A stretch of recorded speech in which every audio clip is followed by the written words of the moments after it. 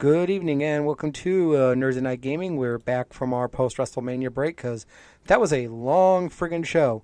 Yeah, it was. 6 hours of recorded audio that I then had to go through the next couple of days and drill down to 2 listenable hours. Hopefully you guys checked it out. I know it may be a little jarring when we switch from match to match because of the style, but definitely listen, if nothing else, to the last about 30 minutes where we go in depth about what the retirement of The Undertaker meant to both of us. Yeah. All right, so as always, I'm Kid Thunder DJ, joined by Fire 47. All right, so pretty good show for you tonight. First, we give a couple shout-outs. Bodox Games down in Arnold, Missouri, if you're looking for retro games or if you're a fan of Magic. Shamrock's Pub and Grill in the St. Peter's area right off Veterans Memorial Parkway. If you're a fan of good food and good beer, go see Kyle and the guys out there. Hopefully at the next toy show we'll have some really good, because he doesn't pull stupid crap coupons like free desserts, free kids meals, stuff you'll actually want to use. Hopefully we'll have those at the next toy show. Just for a shout out again to our friends out in New York at J Street Games and Pastime Legends. Definitely go see those guys. And then here, if you're looking for retro games or need computer repair, Prestige Electronics, and if you're looking for retro games and none of those other stores have them, you can also check out Arch City Games right here in the Bridgeton, Maryland Heights area. Whew. Anyway, we're going to kind of keep everything loose today. Really just wanted to get something out because it had been a couple weeks and we really didn't want to drag it out any further. So we are here now, and there's some interesting things we got to talk about. Don't worry, we're not just throwing out crap here. So, Oh, yeah. All right, let's get into the show proper. Speaking of throwing. Right. We'll do a little TV news first, actually. I'm going to go off script a little bit. Okay. So, The Walking Dead had its finale on the same night as WrestleMania. Yeah, that was kind of fun. I had to go back. I was basically up late that night because of watching WrestleMania on the recording and then catching the re-airing of The Walking Dead finale. Right. And, we pick on The Walking Dead a lot. I will say from the parts of it I've seen, I haven't seen it all. I know you haven't. We'll get your more in-depth analysis here. Probably one of the most solid season finales in a while. And forgive the noise if you hear any noise in the background. We just heard some people moving upstairs. So, anyway, let's... I keep doing that hem and hawing thing I can't stand. So, anyway, but let me just say the most solid season finale that I've seen in recent memory. But I'm going to go ahead and pass it over to you now, Brandon, for your more in-depth analysis. Go ahead. It was kind of nice seeing everyone, like the big blowout finally happened we were waiting for. We had everyone finally reconvene for the big civil war, right, more or less, but amongst the three groups against the Saviors. Unsurprisingly, the Trashmen betrayed them. Right. They got a better deal, apparently, from the Saviors and held everyone down in Alexandria at gunpoint, which was kind of interesting, but they got out of that, or they basically got away from that when Negan had Sasha captured, and she took one of those kill pills that Eugene created when she was locked inside this casket on the way there. So basically she became a closed casket walker, and when Negan opened the casket, jumped him down, but that was the one thing I was kind of confused on for a while before the very end, was what happened to Sasha. Right. Because they never show if Negan had killed her, getting her off of him. But later on in the end of the episode, after the aftermath of everything and kind of in the yellow outro moments, you can see them. I believe it's Jesus and Maggie are going through the forest, and they find her. And Maggie definitely finishes her off. So right, I was going to say, I think it was one of them that ended up putting her down and just ending it for her, which was... I kind of like when they do little small moments like that, because it's not a big plot point of because she was already gone. She was a walker. Right. But it's a good connecting point to remind you that things go on. But also that they do care about these people no matter what happens. So it was a good fitting end to nicely wrap up that character, especially since she's one of the few who died that the producers didn't make us hate first. Oh yeah, because that's an ever-growing rarity in that show. So I get it. I mean, they got a little better, but there's still a lot of bad moments where it's like, no wonder they killed them. We all hate this character now. Yeah. How can we get invested if we look at this character and just feel nothing but disgust. And Like, yeah, I don't mean to interrupt you again, but I just kind of want to finish the thought. The biggest, a lot of people heard my complaints about the past about season finales feeling like mid-season finales and mid-season finales feeling like season finales. This was the first one in a while that got that right. I can never really tell anymore. Like, I don't focus on that a lot anymore because it gets confusing to remember which is mid-season, which is season finale. Well, that's exactly the problem. That's what makes it wrong.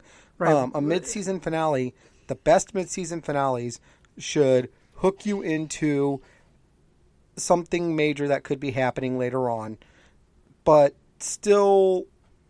not every mid-season finale, I guess the best way to say it should be a bloodbath like it was the last couple of years. That's what you say for the season finale. Now, This season finale, even though only one main character died, there was still that big epic battle. We had those kind of epic battles in mid-season finales, and then we'd get around to the end finale, and all they relied on was killing a more main character. Not to demean Sasha's role in the show, but she was just it wasn't the same as when Glenn or Abe died. It was not the same as when, Lori or any of the others that had died in season finales previously died. So It's like they finally got it that we need to thoroughly wrap up this part of the story where it's the Alexandria community and not wanting to fight back and trying to adjust to submission.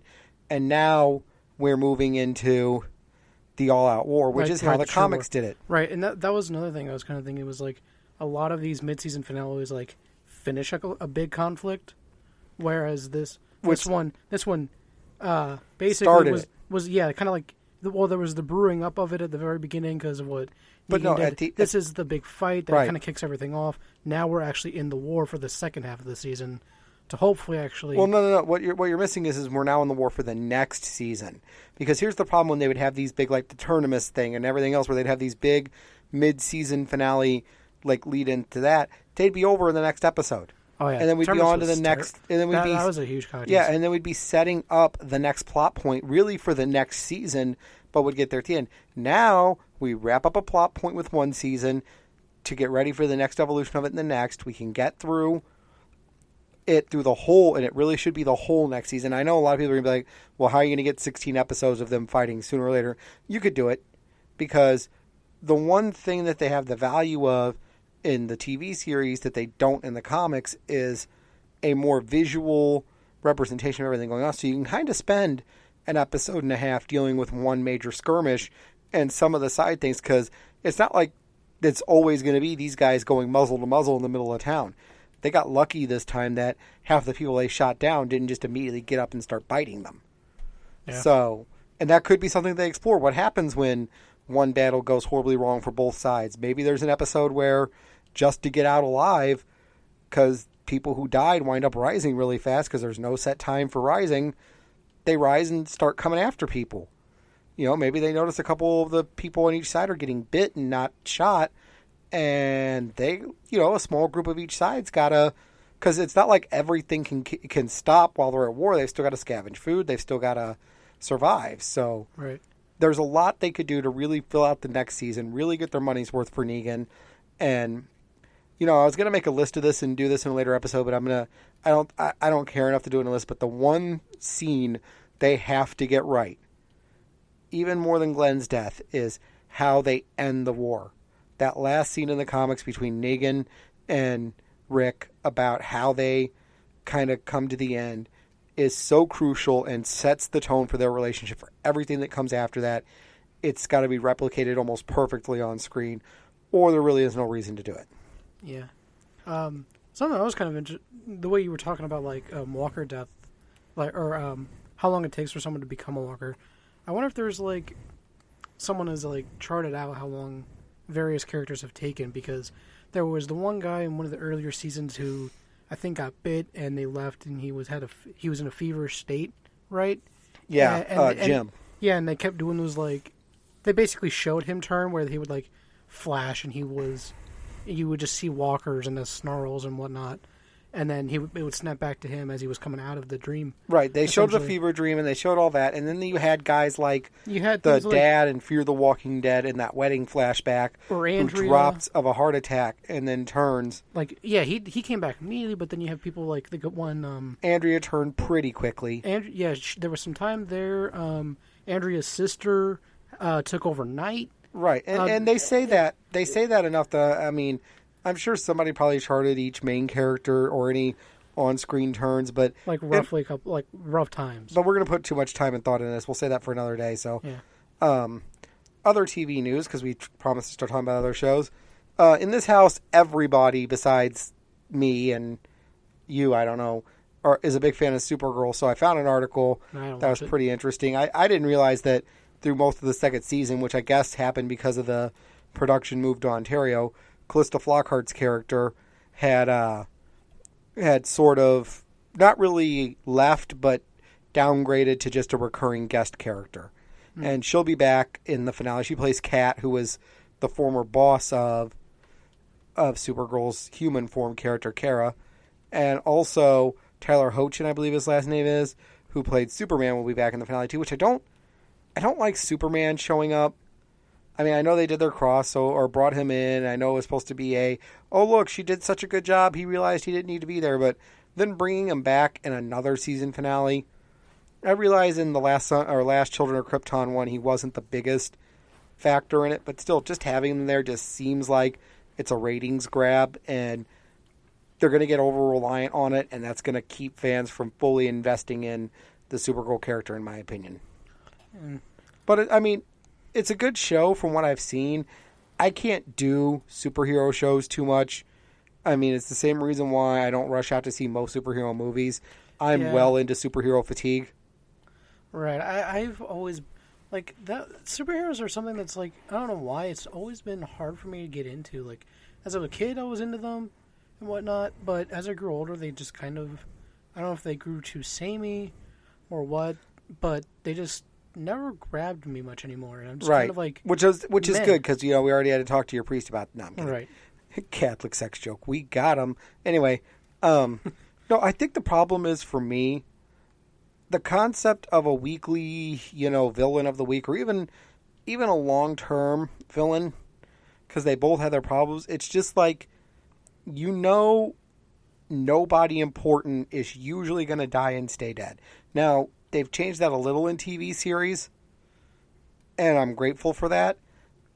But, like, I used to be a big fan of Buffy, even though I knew they were just going to a villain of the week mixed with one overreaching bad guy, and then that got hokey when it's like, I think they killed Tara a little too late and I know he only wanted to do it so he could say he had a character whose name was in the main credits who died in their first episode as such. He wanted to put Jesse, the friend of Xander, who got turned into a vampire in the first episode of the series, he wanted that kid's name to appear in the main credits, but they had already made that video and they couldn't edit it in time to put him in. So, I get why he did that, but if they would have done something like that sooner, where a character who mattered to the plot and to the show died. But that's the problem with superhero shows, is in the end, it's even still the best you get as an ancillary character. And I mentioned Buffy because, and now I'll post the link in the description of the video, but man, if you want to feel old, if you're from my generation, comicbook.com had photos from the Entertainment Weekly shoot with Buffy turning 20 years old, the TV series. And you look at these guys in their photos, the only person not photoed with them is Anthony Stewart Head. He was in England for a play, so he just couldn't get over in time. But when you look at them, it's like, I know they're made up to look as close as they can to their original while showing how much they've changed, but it's kind of... I was wondering if there was like a comparison shot, or if they were or if they were recreating like old promo art. They're kind of recreating the old look, like everybody's in leather and in black. You're right. But, the biggest noticeable difference in appearance is Spike, namely because the actor has his more natural hair color, not the dyed blonde, and he's the one who just seems like he's aged the most. The one who just still looks exactly the same is Xander, Nicholas Brennan. He looks exactly like his old self. Great little photos, just if you want to feel nostalgic and, old. Yeah. So, I just wanted to throw that out there. But Buffy was a series I was, like, just a bit too young to ever get into. Like, I always remember, I think it was you, I think Dad watched it a bit. Yeah, your dad, Dave liked it. I watched it a lot. I remember, like, I never really watched it. I always remember hearing of it because it was, like, the show you guys would watch. But it was, like, it was the scary vampire show. It was something I don't think I could watch. And it wasn't even that scary. It probably wasn't, and probably wouldn't be anymore. It simultaneously does and doesn't hold up well, and here's why I say that. It is such a brainchild of that late 90s, early 2000 era that it's so dated in appearance. Yeah. Not, clothes, fashion, or clothes style, technology, all of that is just so dated. But they try to make it feel modern, so it's all so included that you can't really get around it. But if you can, at least put it out of your head as something up front, like, oh my God, it's a computer with, a CRT monitor, and none of them even have, like, real Z cell phones and all that stuff. Yeah. Because you have to realize the show was a little behind the times compared to the times, even though smartphones weren't a thing and stuff. It's still, like, the drama and the acting and all that still holds up. It's just the world that they're in really doesn't. And I mean, that's kind of to expect. I mean, if you go into it knowing it's an old show, you're going to expect that. Sometimes old shows get around that because where they focus their interest fits into life without the distractions of the times. So, other than fashion choices, usually there's not much. But that's a whole topic for itself. Another day we'll talk about shows that hold up versus ones that don't. Yeah, I think the one thing I remember from Buffy was you had given me, I think, like an original Xbox demo disc of some kind. Yeah, and it had the game on it. It had a video for it. That was all I ever saw, I never had to play it. So it was just the video of an old Xbox Buffy the Vampire game. It was like, Chaos Bleeds. Huh? The game was called Chaos Bleeds. Oh, cool. Yeah, it was actually a really good game. Looking at it, I guess thinking of what it looked like in my mind now, something about it kind of reminds me of Soul Reaver. Yeah, it had a lot of that element, puzzle solving and just like combat. The way right, and you had to wear enemies down. I think she had like a staff. Yeah, you had to wear enemies down before you could finish them off. You couldn't just walk up and stake a vampire. They would be able to actively resist you. It was a good game.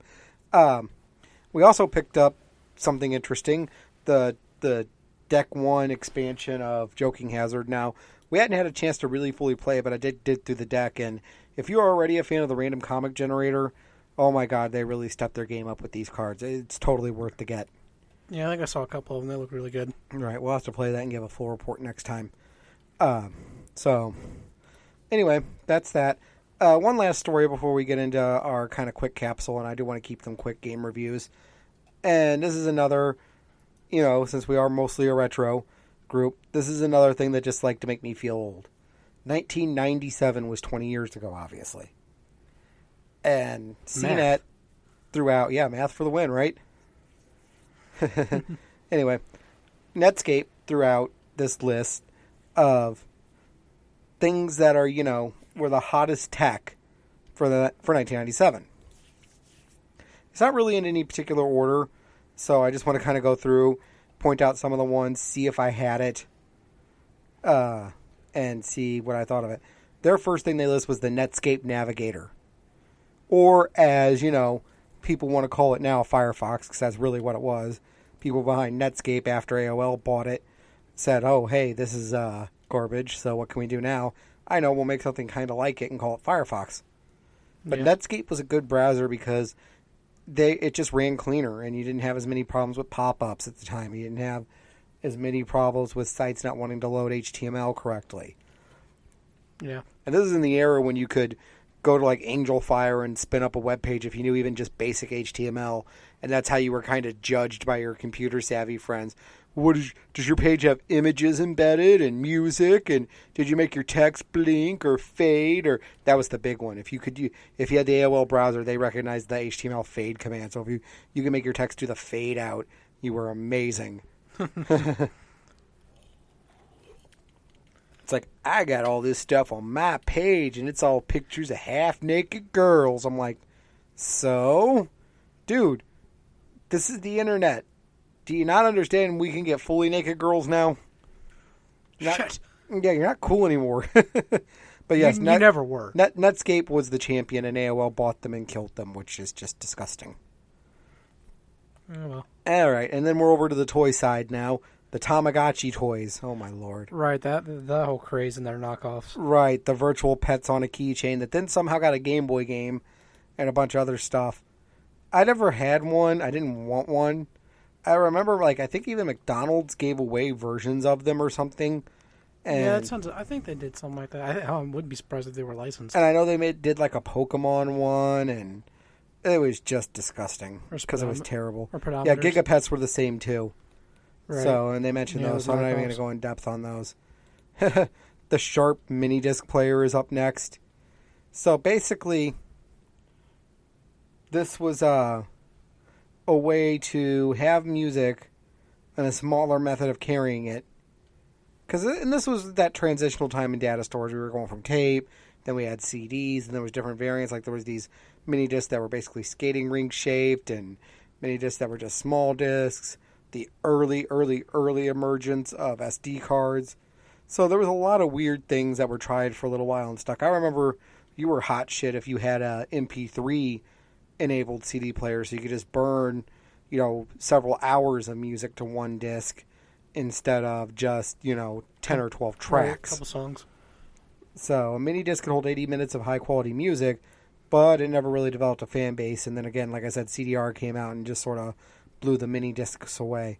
I always remember, I don't know why this memory sticks in my head so much, but I remember at one point, I think back when you had moved out to a little apartment, not far from us, behind the gas station or something. We were out walking somewhere, and you had me, you gave me your CD player, essentially, and I was just listening to music you had on there, right? Mm-hmm. On headphones.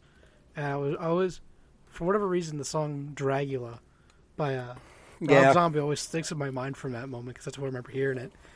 And I was way too young to be hearing songs like that. You were way too young to be hearing a lot of songs we let you listen to, walking you to school. Anyway. Moving on. Yeah. Oh, yeah, you singing We Don't Die by Twisted. In kindergarten. Yeah. And I was I'm 12 years older than you, so, you figure by then I'm 17, I'm almost 18. So I'm the one, because Mom worked overnight so they can never get over. I was the one listed as one of your legal, right? Yeah, you were the first go-to authorized caregivers. So they just stopped calling her. They'd call me on my cell and be like, "Yeah, Mr. Ayers, your younger brother," which was funny because the first couple of times your son. Wait, not your son. Like exactly, he's my brother, and not one of those weird Alabama brother-sister situations where I knocked up some girl at 14 and their parents just sent her away to summer camp. And then claimed that while she was gone, they had another kid. No, you were just my brother. But anyway, yeah, I like you aren't now.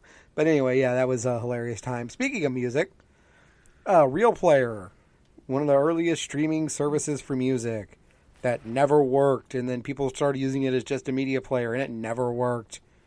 Because, there would be Ziff Davis TV, ABC News. I mean, you could do all kinds of streaming. It wasn't just music, but if you were on a dial-up modem in that era, music was all you were going to get if you were lucky. Yeah. And honestly, for computer-based media players at the time, and it might be on this list, but man, you knew what music was all about if you had Winamp. Yeah, that was the other thing I was kind of thinking of. I think our mom still uses Winamp when she can. I know it still exists occasionally, or I think she did. A lot of that was kind of just. By the time I got my own computer, enough that I could and internet on it to start using things like that had all faded out. So it was, as I hear talk about it, whatnot, that always seems like right. It seems so long ago, but it was really just you were right there. Like I just missed it essentially. Right. I mean, and you still could use it for music you owned, and Media Player is good, but it's not as good as Winamp or even the current version of Real Media Player, if it still exists, would be. But we'll move on. Video game world now. Sony PlayStation. I mean, we could do a whole episode on the PlayStation 1 and Final Fantasy VII was up right after that. Right, Final Fantasy VII being one of the best games of all time. So, really, just come on, we all know about that. And so it's weird how they talk about the PlayStation, even though it was made 2 years before. But that was when it hit its peak. 1997. 7 helped. FF7 obviously helped that. 1997, I think, was the year you could safely say for that console generation.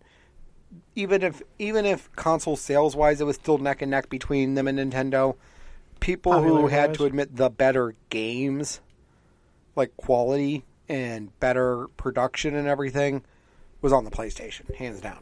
Yeah. As usual, we would. Plus, it was one of the best audio quality CD players out there. Yeah. If you had a quality home sound system, you hooked your PlayStation into it and played a music CD, that was the best quality you were going to get from music, hands down. Oh, here's one that I never saw the point of, and nobody I've ever known who's had it's enjoyed it. Web TV. So basically it was a device that would hook up to your TV so that you could switch over to it and do minor internet surfing and email, then switch back to your TV, and you did it all that way so you didn't have to have a computer. And I know there was some ideas that had it stayed relevant that it would be... I mean, really, in reality, this is just... It's kind of just the precursor to smart TVs, it really is. About it. It really is. So, with a lot more features, really. But I kind of thought at first I thought this was just getting TV streamed to your computer. No, like it didn't do that. I thought that's what this was talking about. But no. So then another interesting thing that had came out at that time was the Honda EV Plus, which was one of the one of the first really good electric cars. At the time it was available for lease only. It could go 125 miles on a charge, which was a lot for an electric car back then.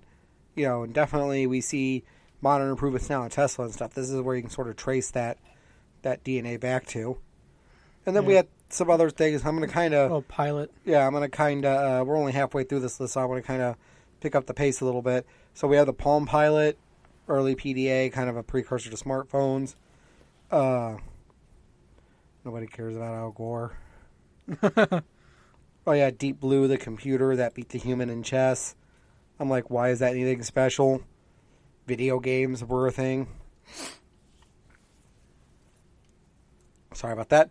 Oh, yeah, early digital cameras like the Sony Mavica MVC FD5 that could use a floppy disk to save all your pictures.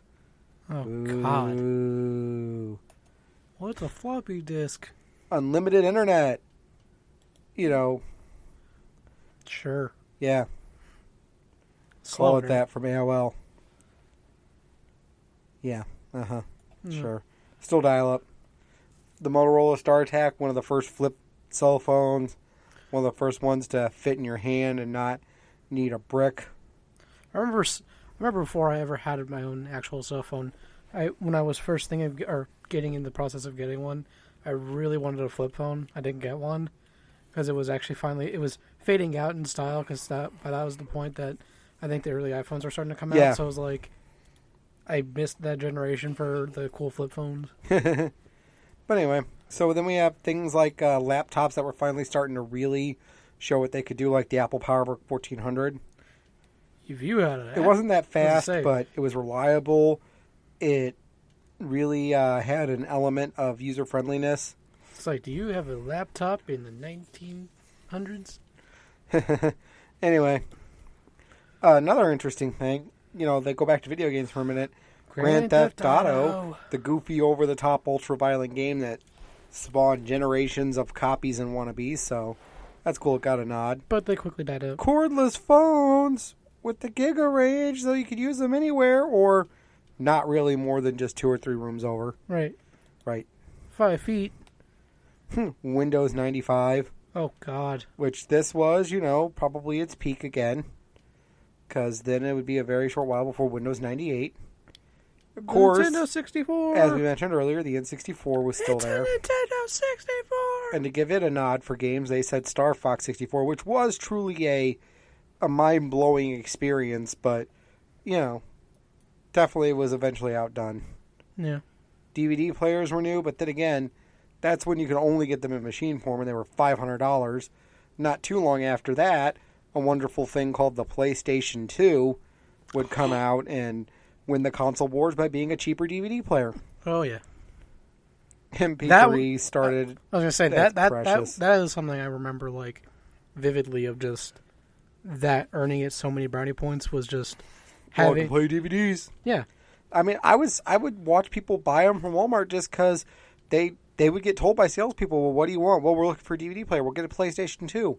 Why? Well, it's a full DVD player. There's no goofy gimmick or anything. It's $100 cheaper, and should you want to, you can play video games. What's not to love? Right. The best of both worlds. Right, and so that's where we'll leave this for now. Right. Leave us a comment if there's anything from 1997 you can remember being one of those things that you're nostalgic for. So anyway, let's move on from the geek stuff, or at least that area of the geek stuff. Gaming. So I picked up 2 games over the break. Well, really 3, so I'll kind of run through them all. And I just want you to do the same. We'll be a little more in depth with the Switch stuff, but for the regular games, MLB 2K17, again, they continue to clean up the interface and really make it a better experience. This is the first year I tried the Road to the Show mode. It's okay. It's a little slow at times. I also think some of the camera angling when you're outfield hurts your ability to get what they call the great reaction times to help build extra XP. And I have noticed some annoying issues with the controls. Like I'll slam on the triangle button, which is supposed to throw to second, but it'll launch to home because I think there was probably a feature they played around with to invert the face buttons based on the way you're facing, and then they thought they took it out and didn't. I don't know. Or I'm sure somebody will message or comment and go, no, that was always there and it sucks, because, if you look at the on-screen display, it still lists triangle as second base. Yeah. So, whatever. Overall, good experience, totally worth it. Ghost Recon Wildlands.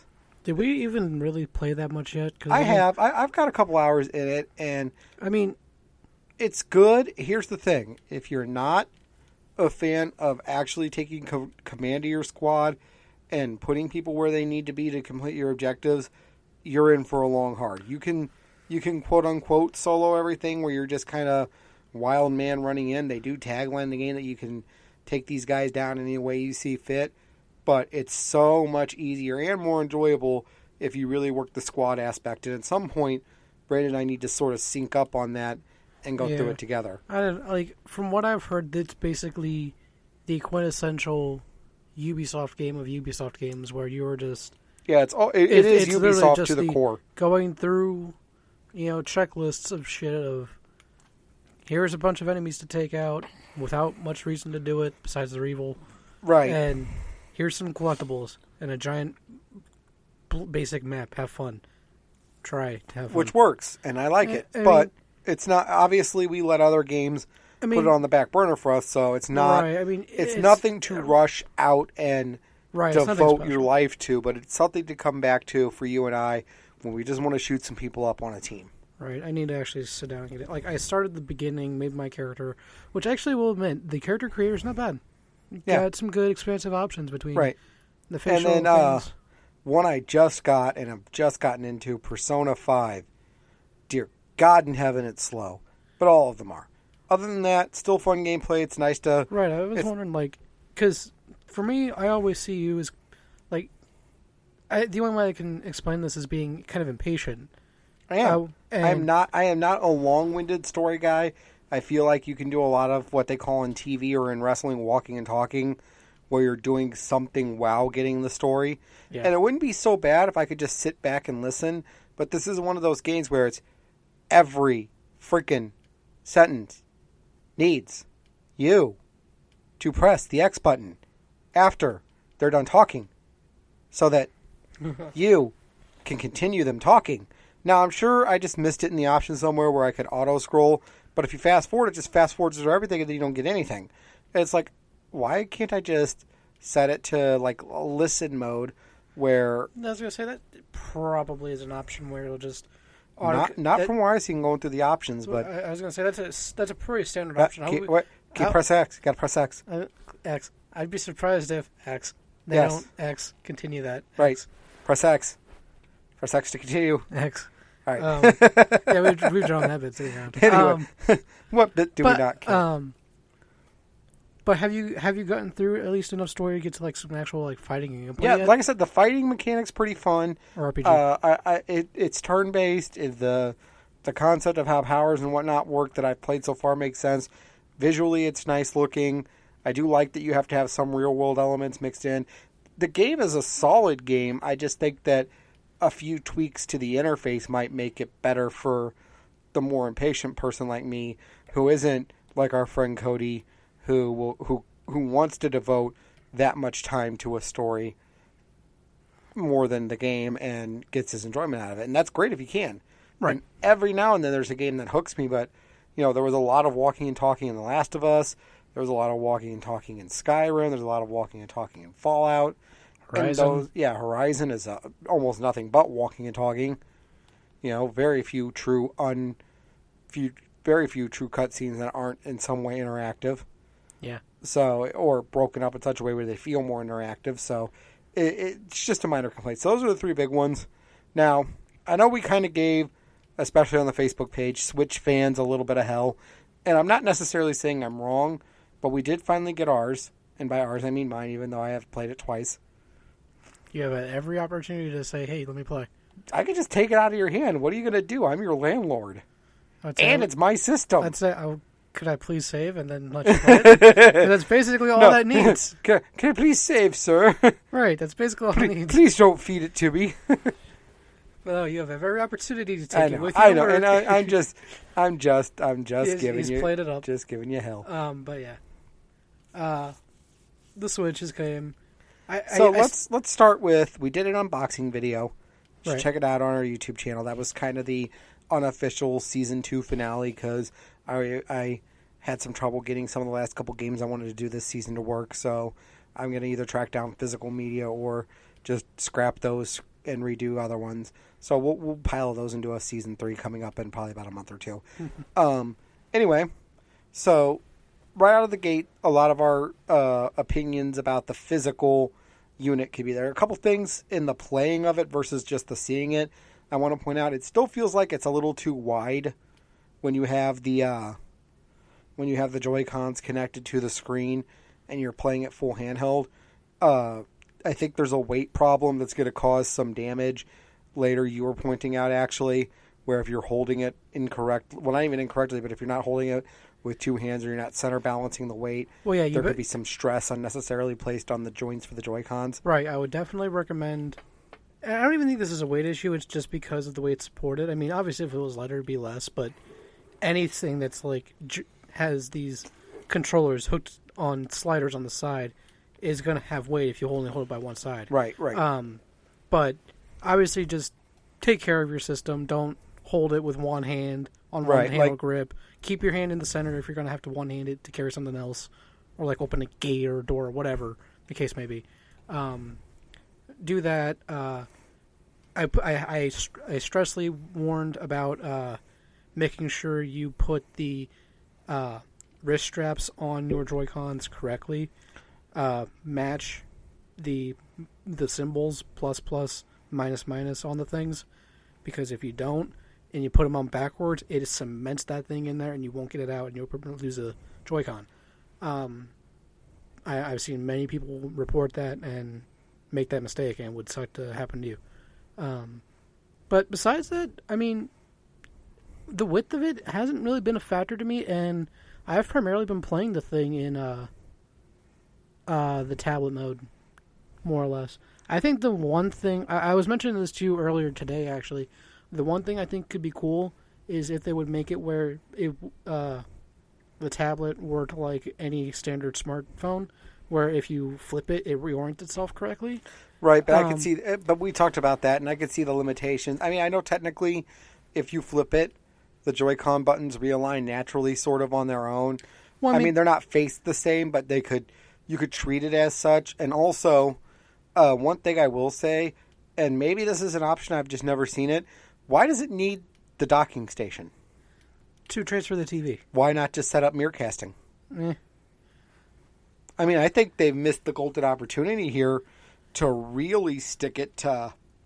And I mean, I guess the dock makes sense for people who don't have a smart TV, but you know how nice it would be if here in my house where I have two smart TVs and a smart device on two more that will make them pick up mirror casting, where I could just sit and if I'm in my room and I'm tired of playing on the small screen, just punch into that smart TV and display it, or if I'm in the living room or whatever, that would be amazing. And if I have missed how to set that up, please tell us in the comments. But from what I can tell, that's not possible. From everything I've heard of, there's no TV streaming options, which would be nice.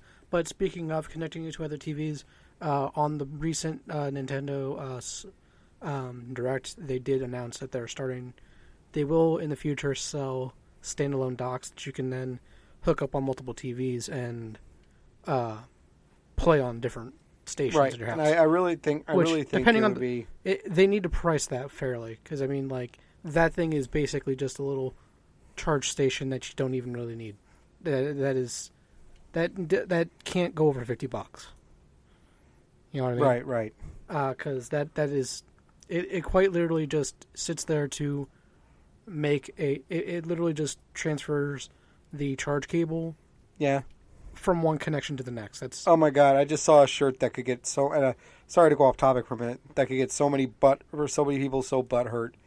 Mr. Meeseeks it's a Mr. Meeseeks shirt. Yeah, I shared it. I saw it on Facebook for premium tees, where it just says "Roses are red. This life is a lie. Existence is pain. I just want to die." Yeah. I'm like, how many people are gonna get butt hurt? This is sensitive to suicidal people, and it is. If I just said that. If I was just some asshole walking around saying that, totally offensive. But one of the things I think we've lost in our society is this concept of context. Yeah. And the context of the Rick and Morty episode and the character, reference. It makes sense. Yeah. I saw that shirt and I was like, I really want that shirt. Right.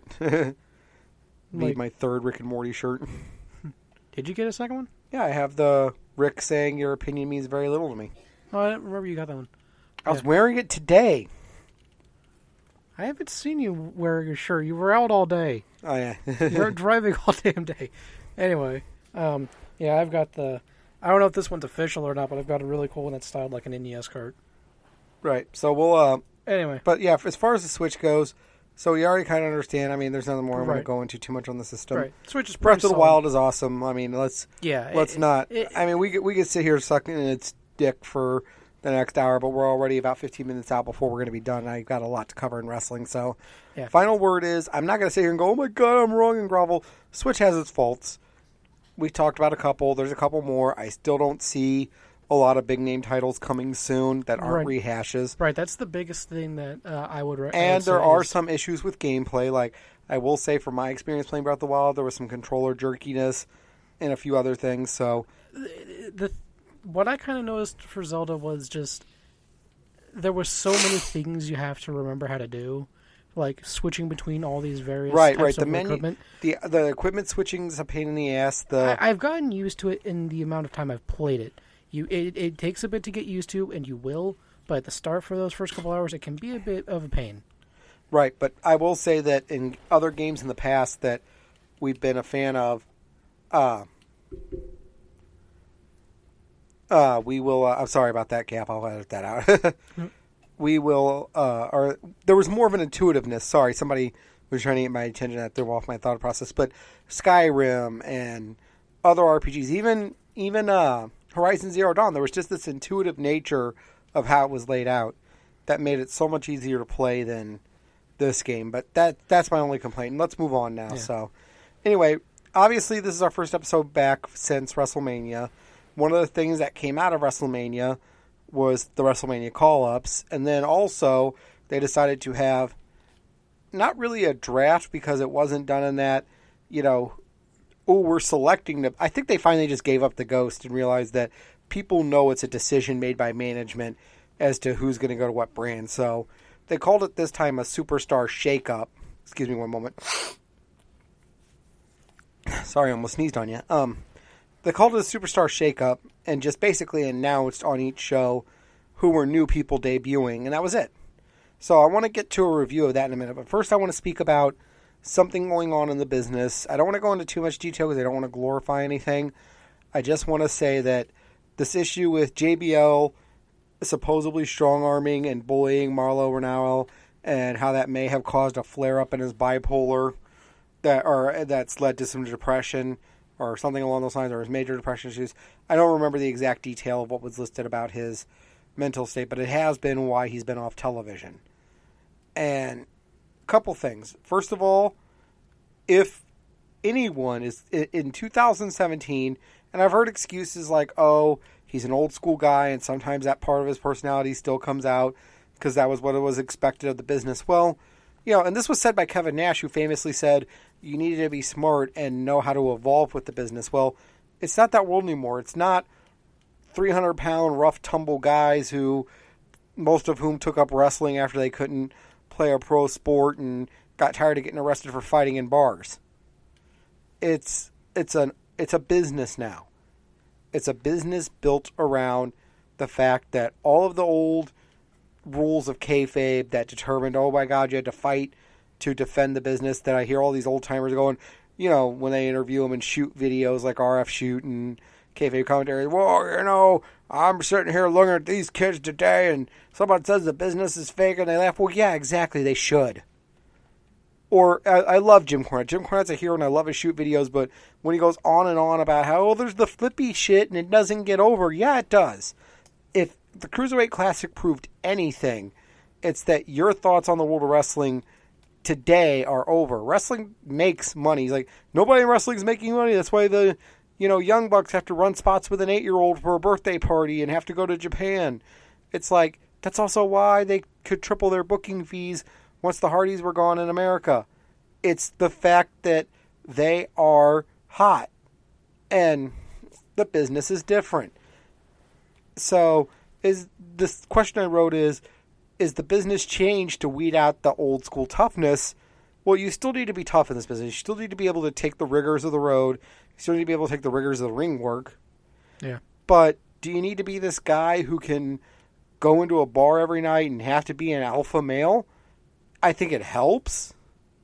I mean, alphas will always be alphas. But I don't think it's this necessary thing where you need to take it upon yourself as one to make sure everyone around you is tough. And bear in mind, this is from a guy who, during the era of the Brawl for All, the supposed story from Vince Russo as to why it happened was he was mouthing off backstage about how he could beat anyone who got knocked the fuck out in the second round.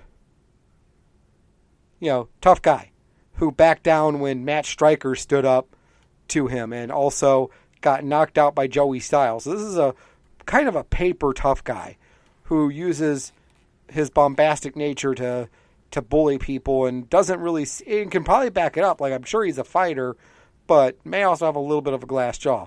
And I hate people like that because all that's basically saying is you're using your slight physical advantage over someone to rule them, which, if you can't be intimidating without the threat of physical violence, you're a pussy.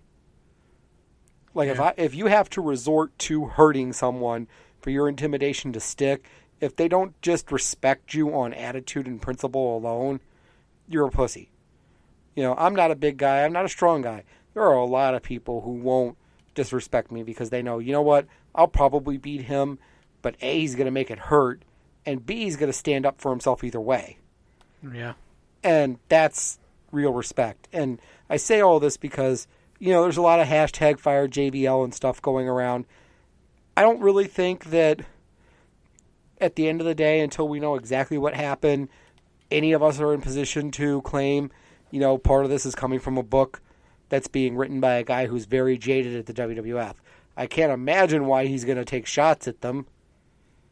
But if it comes out, it's just like the Build 'em All thing. If it comes out where it's true, or he resigns because he doesn't fight the allegations, that's different. But for right now, he's saying, hey, none of this has happened. Anything that you're saying has either been taken out of context or isn't true. Malo Ronaldo is just not commenting and just thanking people for the support. So we don't know. And I just wanted to ask the question, is it time to get over this macho guy attitude in wrestling? And maybe it is.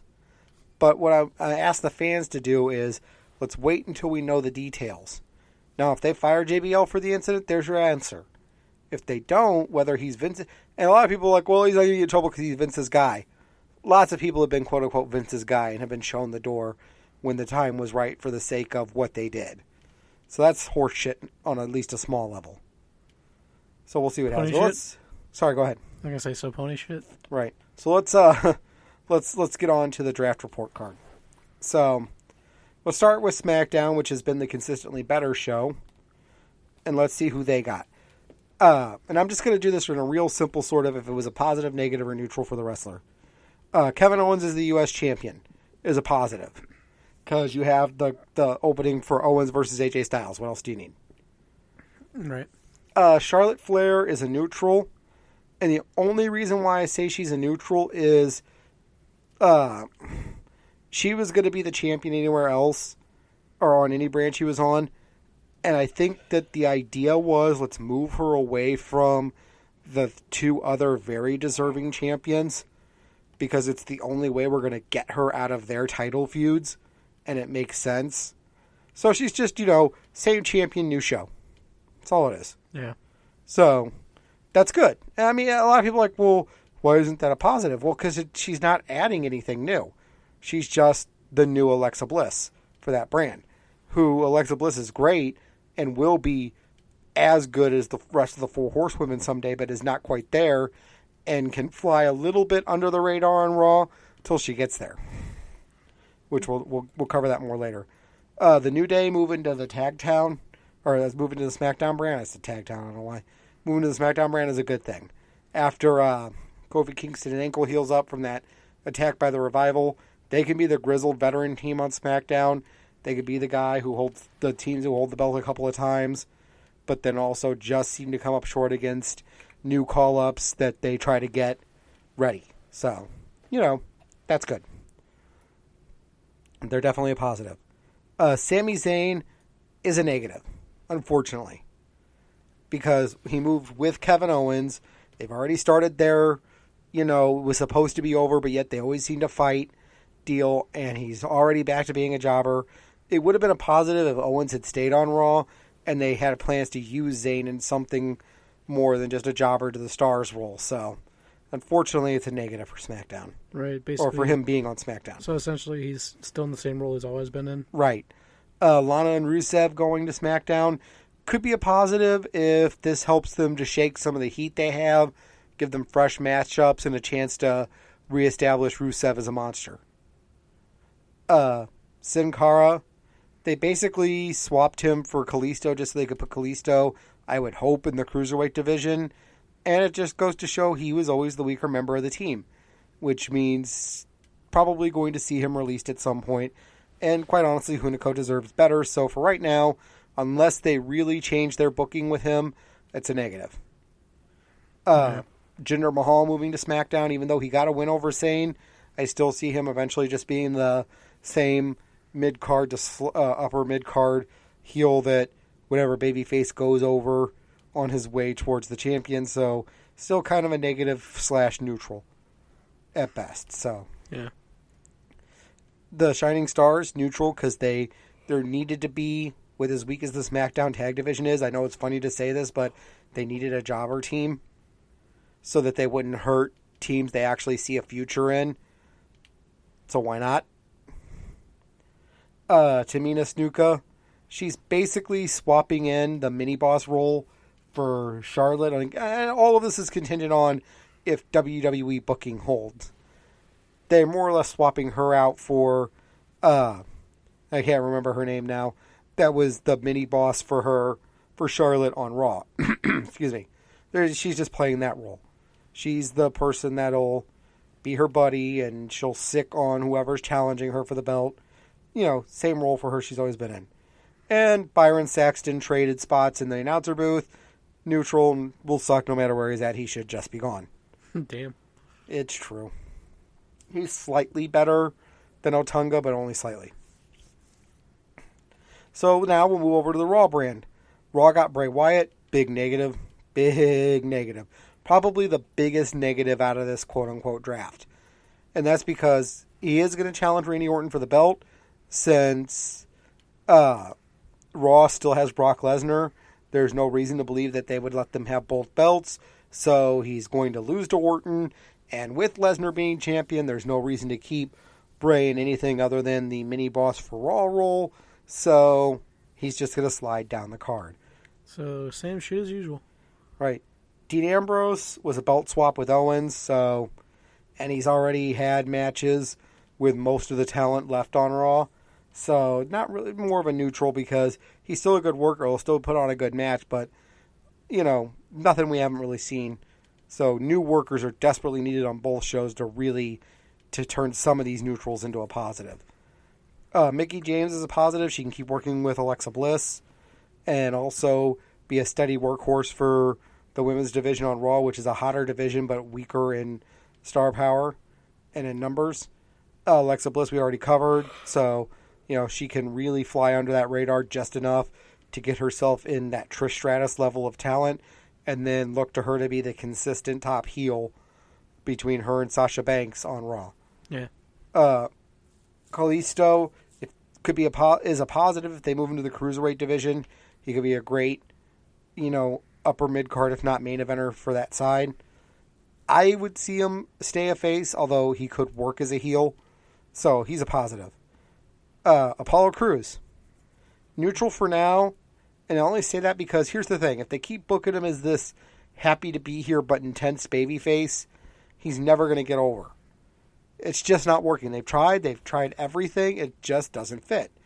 If they give him a proper heel turn, I would like to say maybe even make him a Paul Heyman guy and do it right this time. Am I thinking about the right guy? Is this the guy that had the Gloria song? No, that's Bobby Roode. Okay. If not, look for Uaha Nation, which was his original name, to be back on the Indies, because I think they're about out of ideas with him. Heath Slater and Rhino coming over. Now, there's a positive there if they keep them as a tag team, and they can do one of two things. They could either recreate some of the elements of that story that worked with them so well on SmackDown, where, now instead of it being a contract thing, it could just be Rhino going, look, if we don't win the belts by this amount of time, we're just going to stop teaming.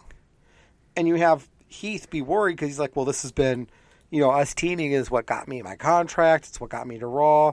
I don't want to get lost in the shuffle. I feel like being a tag team wrestler with you gives my career direction.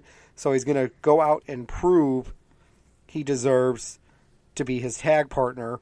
A little hokey, but it works. It's a good story, you could tell, and it doesn't need a lot of TV time to be told. David Otunga, I just put as neutral because he'll suck on any show. So that's the superstar shakeup for both shows so far. I mean, I don't know if they're going to announce any more. So the NXT call-ups. Not as many as I was expecting, but boy, did they pick good ones, and boy, did they hit pretty big. First, let's go with the Raw ones. The Revival. Oh my God, seeing the Revival on any main show was totally worth it. They are the reincarnation of the Brain Busters, of the Andersons from the Horsemen.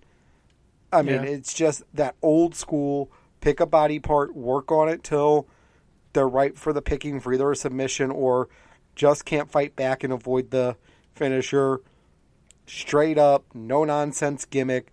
Could be a great heel tag team to really sort of rule that division for the next year, 2, 3 years.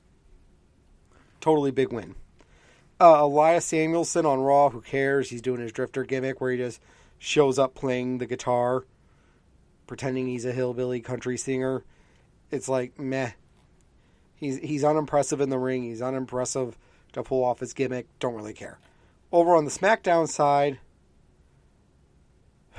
folks, we are standing on the chance of the greatest era of SmackDown. Shinsuke Nakamura is on the blue brand. Oh, shit. With Randy Orton, AJ Styles, Sami Zayn is now there.